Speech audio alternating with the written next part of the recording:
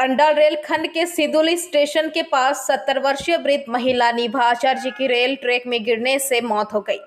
घटना के संबंध में मृतक महिला के बेटे ने बताया कि मेरी मां का दिमागी हालत ठीक नहीं था, रोज घर से निकल जाती थी। मंगलवार को सुबह सुबह घर से निकल गई और सिदुली रेल लाइन पार पर चल रही थी।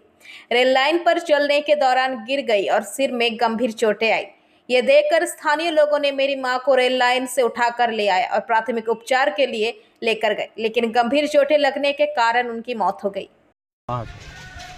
কি মায়ের কি হয়েছে? যে একটু মেন্টাল পেশেন্ট ছিল, এরকম বাইরে বেরিয়ে যেত সবসময়, বুঝলেন, এখন ঠিক থাকতো না। আমরা খোঁজে প্রায় 2-3 বছর ধরে এরকম চলছে। ডাক্তারবাবু দেখিয়েছিলাম, কিন্তু বয়সের জন্য না, মাথা একটু সিস্টেম মতো ছিল।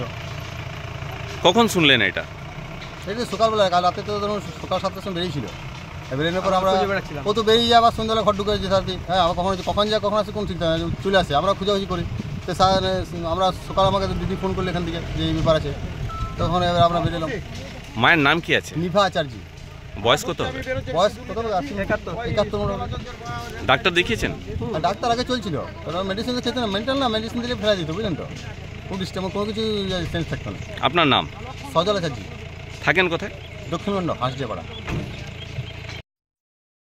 বটে দক্ষিণবঙ্গ গ্রামেরই।